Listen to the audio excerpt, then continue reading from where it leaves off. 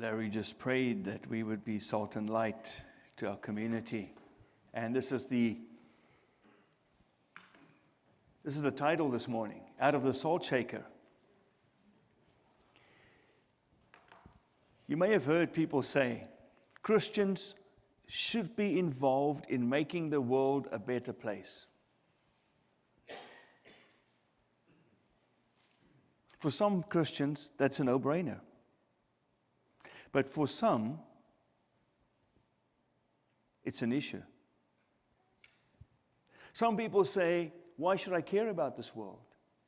This world is in a mess, and I can't wait to be out of here. Very soon, I will be in heaven. I will be home free, and I don't care what happens to this world. Okay. They may not care, but God cares. Most Christians know John 3:16, for God so loved the world. But what they don't know is that verse was never written in English. It was written in Greek. And the Greek word that is translated into English, this world, the Greek word is cosmos. God so loved the cosmos. He so loved everything that He had made, all of creation, that He gave His one and only Son. God cares. He cares deeply.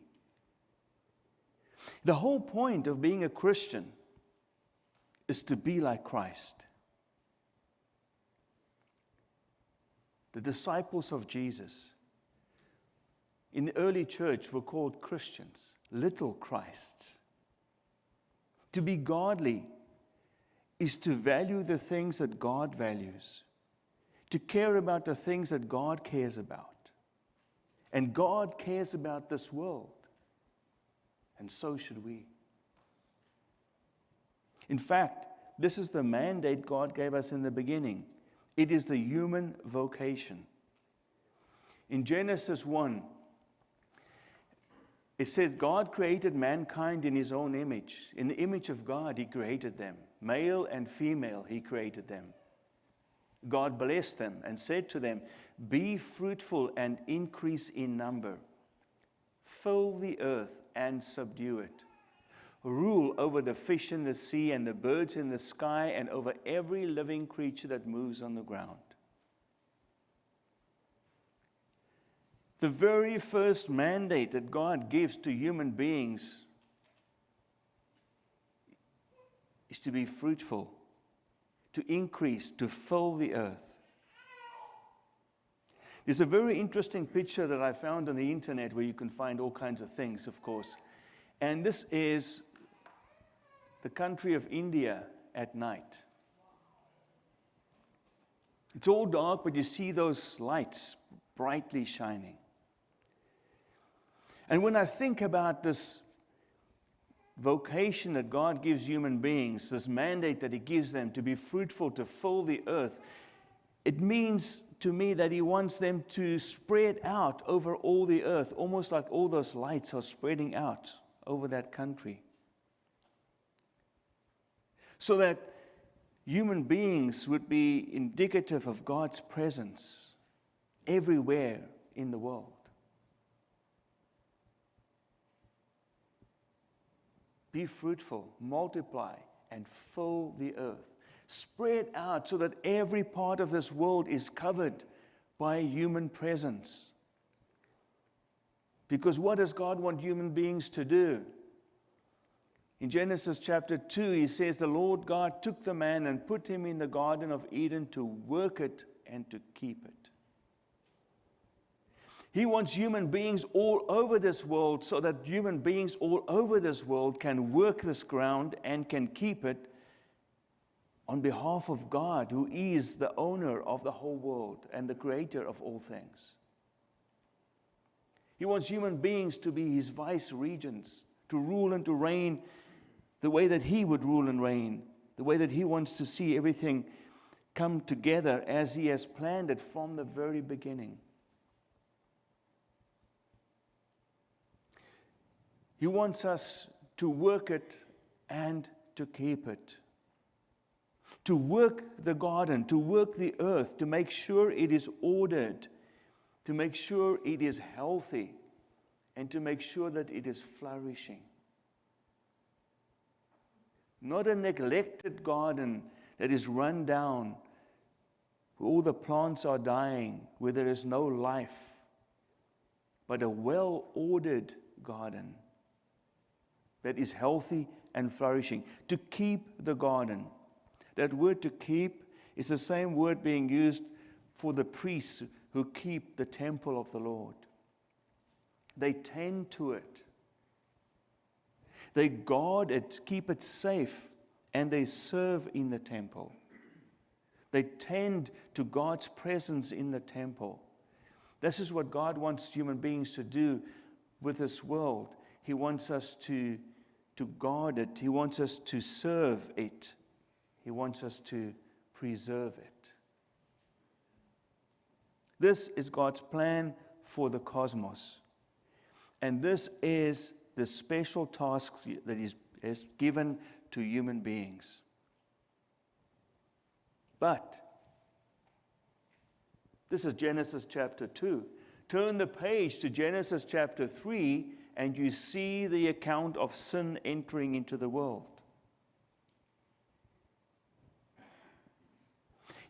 Sin enters this good world that God had made, and human beings fell into sin, and the whole world suffered for it. We know the story. We understand that the world we live in today is not that paradise that Adam and Eve started off in. But here's the thing. God had a plan. God has a wonderful plan to redeem the world. He called a man, Abraham, to leave his father's house and to be the father of a new nation, a nation that God would make for himself, a holy nation and a royal priesthood. God gave them a land where he would dwell with them, the promised land of Canaan. This nation and this land would be a type of what God planned to do with all the earth. It was a foreshadowing of God's promise of rest for all creation and God dwelling with human beings forever and ever. It was a small sample. It was meant to be a teaser. It was meant to be a deposit of what is to come. A type of what lies in the future, a foreshadowing of God's bigger plans for the whole earth, because the whole earth belongs to God and everything in it.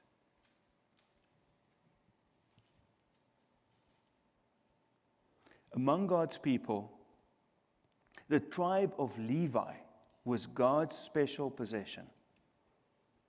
They were the royal priesthood who served in God's temple and ministered before him.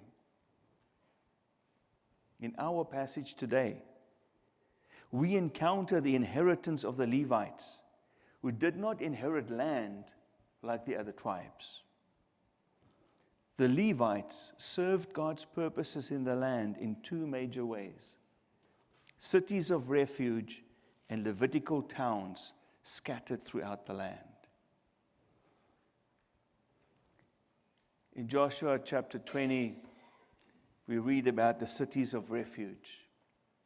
Then the Lord said to Joshua, "Tell the Israelites to designate the cities of refuge, as I instructed you through Moses, so that anyone who kills a person accidentally and unintentionally may flee there and find protection from the avenger of blood. When they flee to one of these cities, they are to stand in the entrance of the city gate and state their case before the elders of that city. Then the elders are to admit the fugitive into their city and provide a place to live among them." So they set apart Kadesh in Galilee in the hill country of Naphtali, Shechem in the hill country of Ephraim, and Kiriath Arba, that is Hebron, in the hill country of Judah. East of the Jordan, On the other side from Jericho, they designated Bezer in the wilderness on the plateau in the tribe of Reuben, Ramoth in Gilead in the tribe of Gad, and Golan in Bashan in the tribe of Manasseh. Any of the Israelites or any foreigner residing among them who killed someone accidentally could flee to these designated cities and not be killed by the avenger of blood prior to standing trial before the assembly. The avenger of blood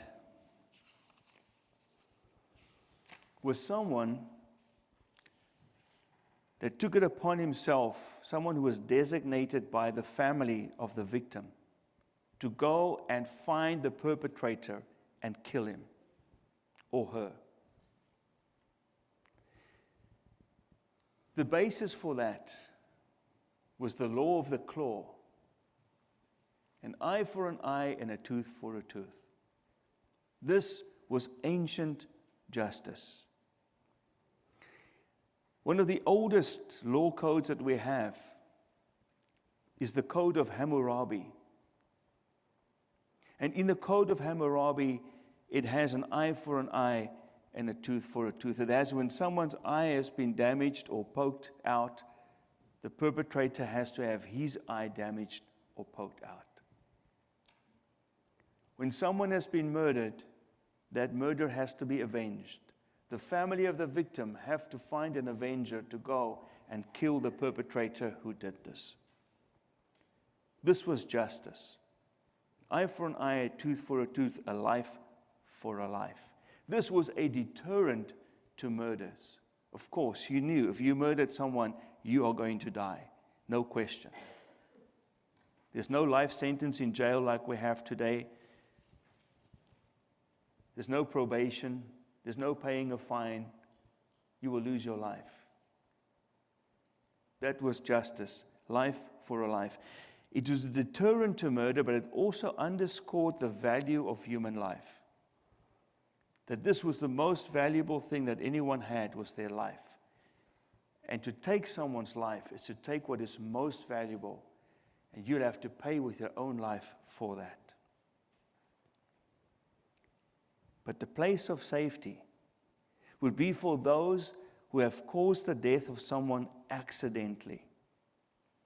Yes, of course, we understand when there's a premeditated murder, when someone decides in their heart and they resolve to go out and to murder someone, it is fair and just for that person to pay with their life. But what about the person who causes someone's death accidentally? This is where the cities of refuge come in. In Numbers 35, we read this.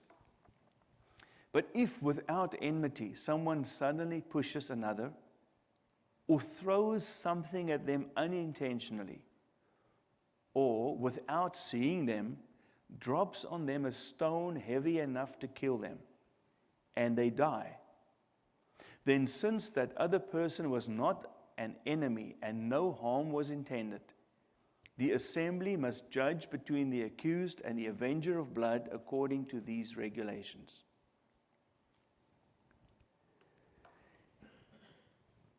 If someone kills someone accidentally,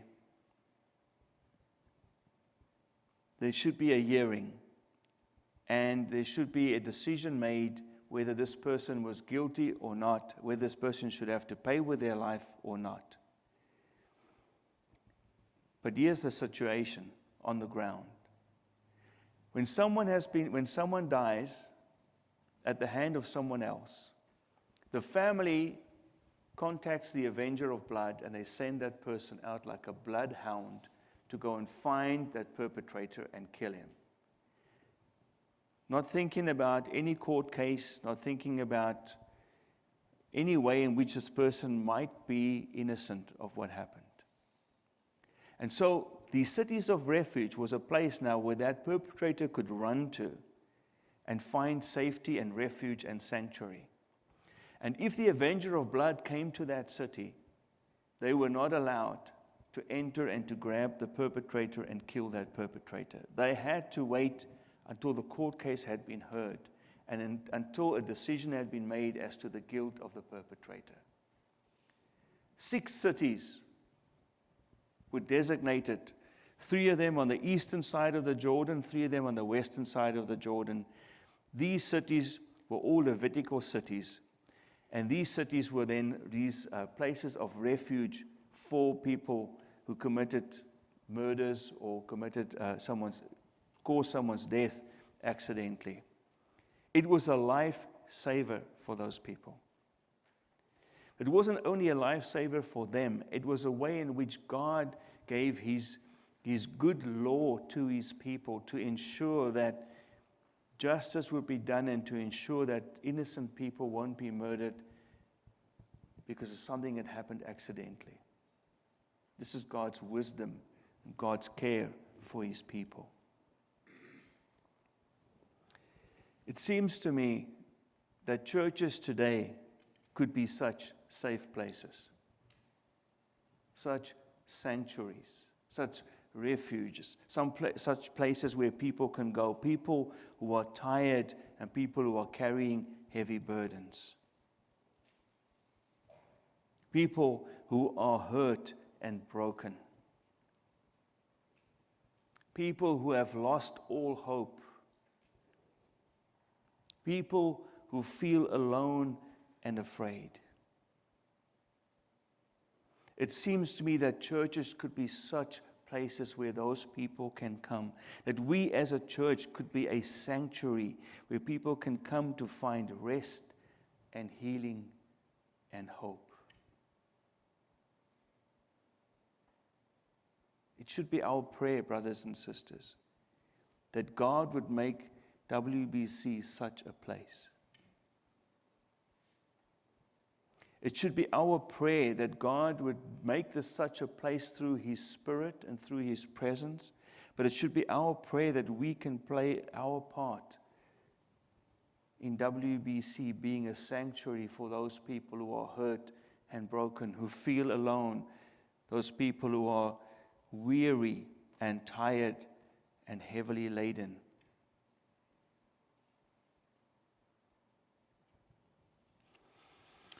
The second thing that the Levites did for the people in the land is they had their Levitical cities spread out through the land. Numbers 35, it says, "On the plains of Moab by the Jordan across from Jericho, the Lord said to Moses, 'Command the Israelites to give the Levites towns to live in from the inheritance the Israelites will possess.'" So, you know that the Levites didn't get any inheritance, they didn't get any towns. But God wants the other tribes, the 12 tribes, to give from their inheritance. He wants them to give towns to the Levites. He says, "Give them pasture lands around the towns. Then they will have towns to live in and pasture lands for the cattle they own and all their other animals. The pasture lands around the towns that you give the Levites will extend 1,000 cubits from the town wall. Outside the town, measure 2,000 cubits on the east side, 2,000 on the south side, 2,000 on the west, and 2,000 on the north, with the town in the center.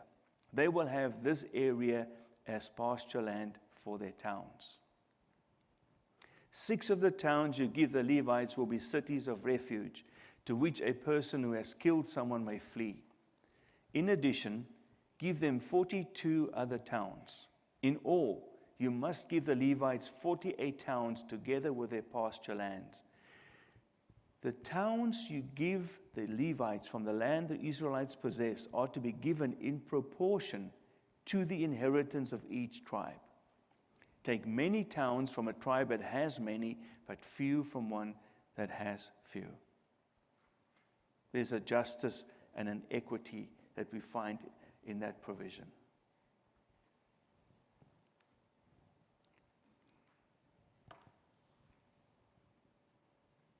But here's the thing.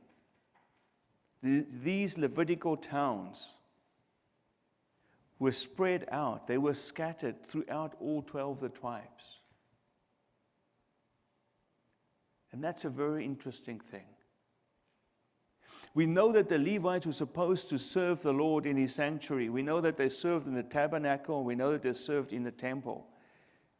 But they were not supposed to live all bunched up together around the tabernacle and around the temple.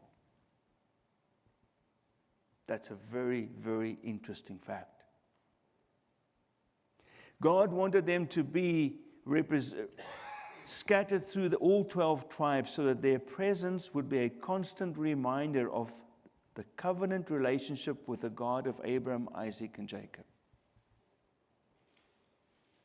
These Levites living amongst all the other tribes were a visual reminder, a constant reminder,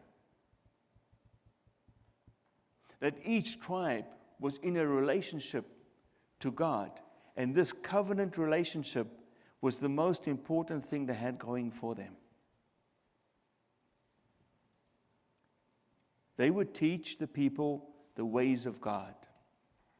The Levites, the people who were ministering to God, the people who spent time in God's Word, and the people who spent time in understanding God's purposes, were scattered amongst the other tribes so that their presence would be a reminder of the covenant, but also they would be available to teach and to guide and to help people understand this God who they have a covenant with.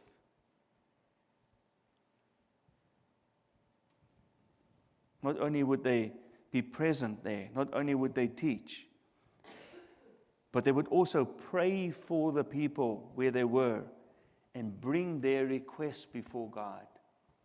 Acting as priests, this royal priesthood, scattered throughout the other tribes, would act as priests and bring the request before God from the people where they lived. It was a two-way street. They were mediating God's presence to the people, and they were teaching from God to the people, but they were also bringing the prayers and the petitions of the people before God. This is the role of a priest. It goes two ways, from God to people and from people to God.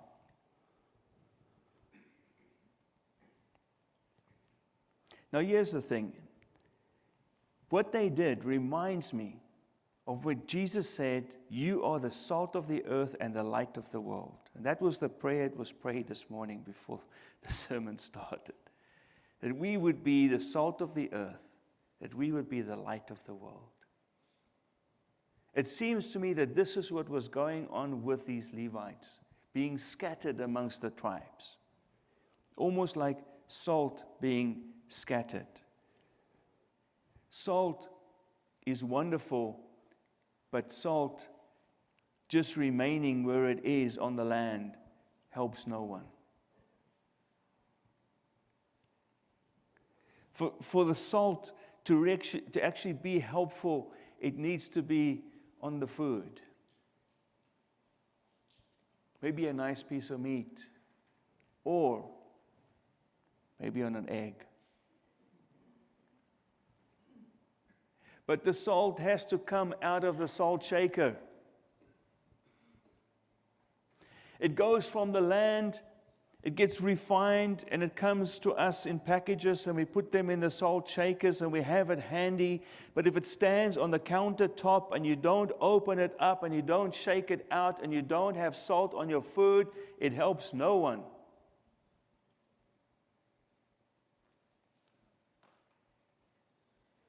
We are supposed to be the salt of the earth.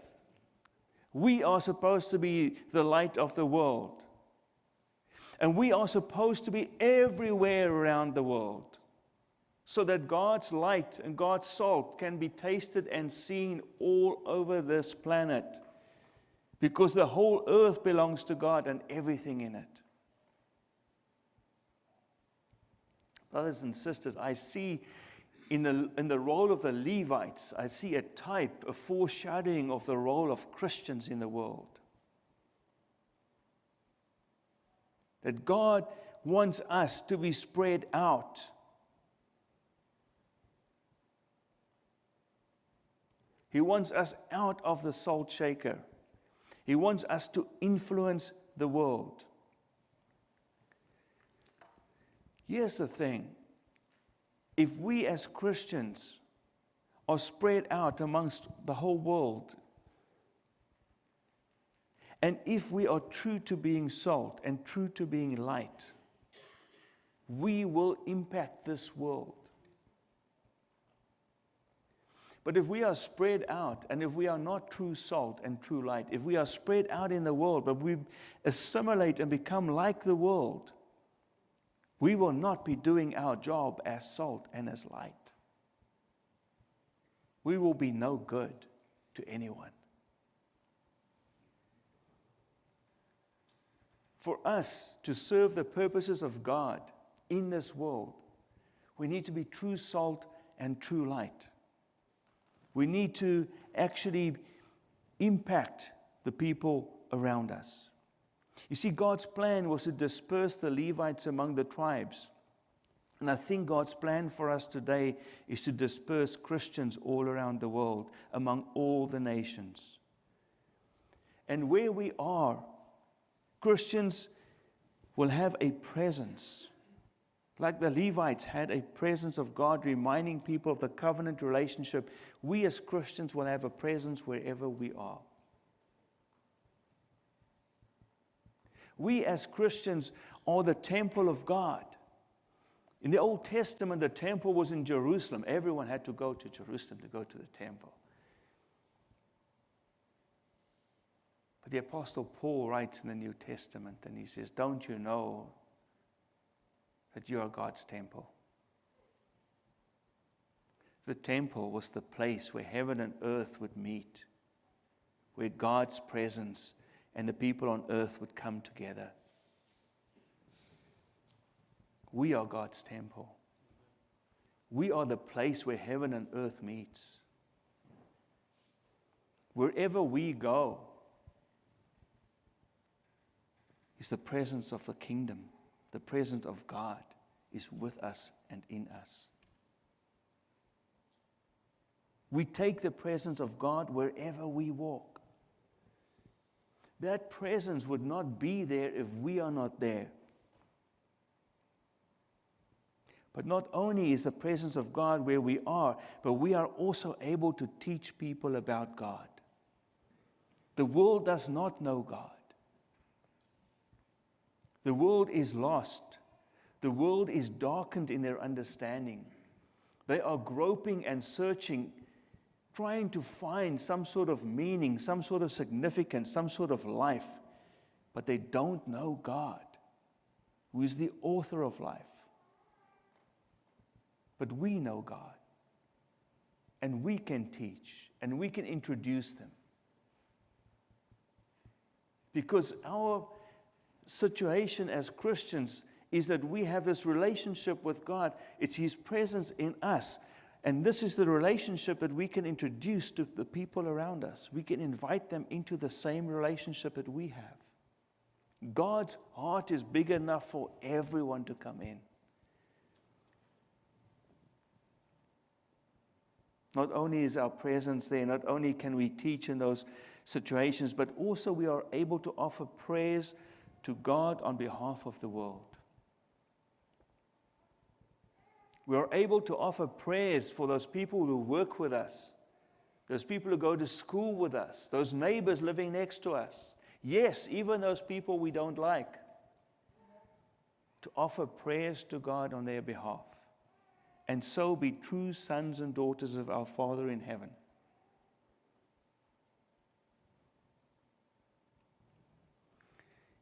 In our reading for the day, Proverbs 16, today is the 16th, verse 24, it says, gracious words are a honeycomb, sweet to the soul and healing to the bones.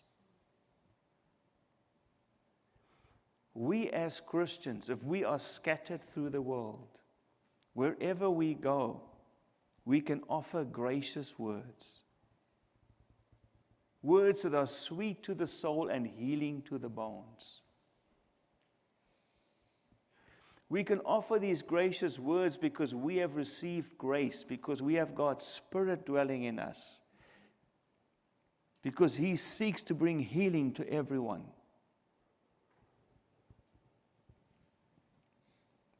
Brothers and sisters, this is a unique ministry. The people in the world cannot do this. They do not have these gracious words from God. But we do. Let us give them freely. Let us not hold back. Freely we have received. Let us freely give. In Micah, he says in this famous passage, he says, He has shown you, O mortal, what is good. And what does the Lord require of you? To act justly, to love mercy, and to walk humbly with your God. Can you imagine if every Christian is truly salt and truly light? If wherever they are scattered, they act justly.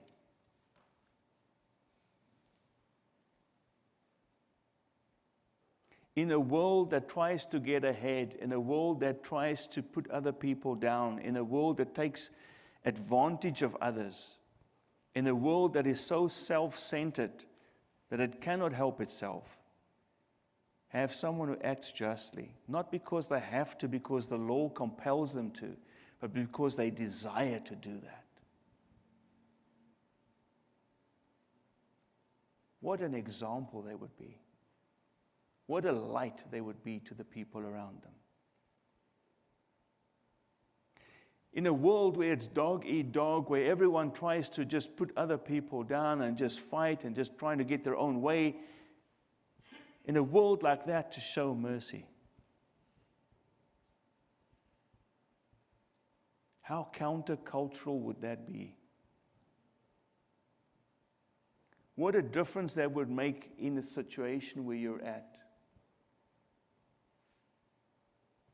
And to walk humbly with your God.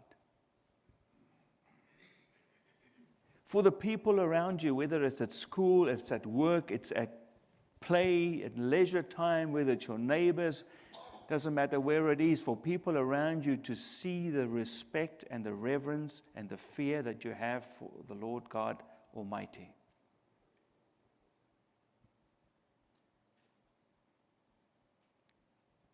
In a world where no one wants to admit that anyone or anything is bigger or larger than themselves,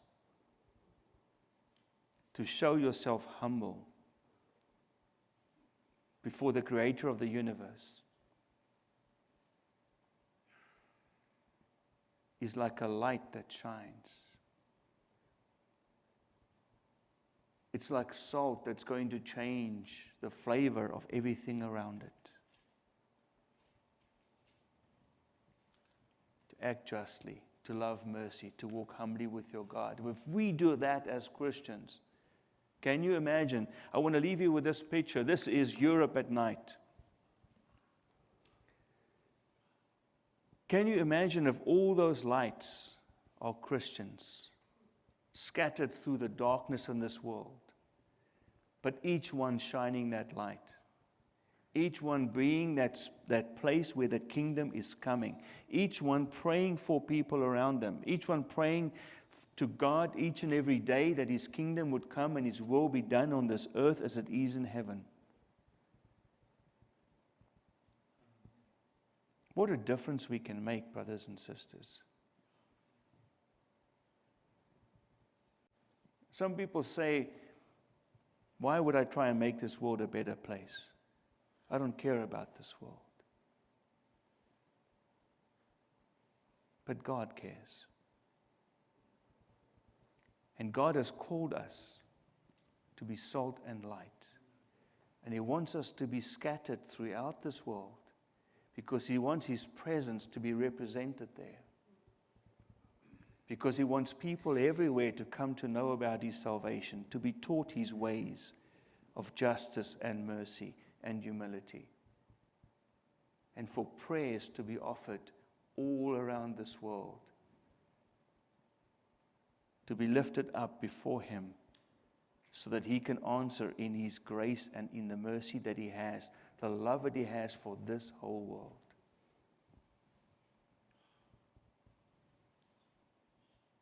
This is what it could look like. Let us pray.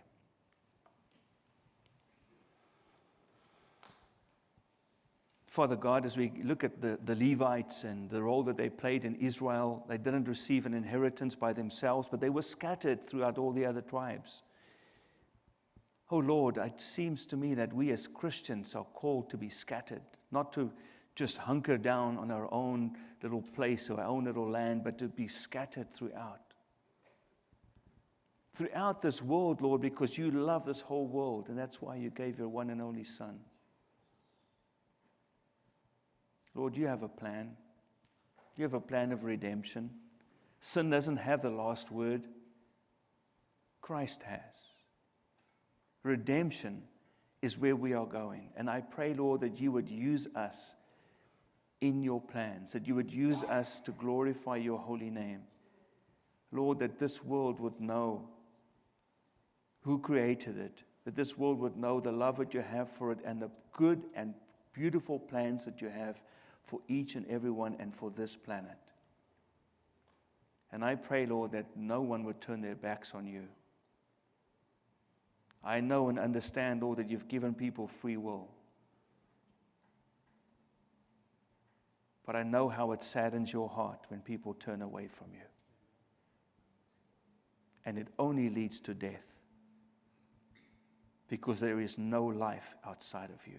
So I pray, Lord, that you would help us to be true salt and true light wherever you have scattered us, so that your name be glorified. I ask us in Jesus' name.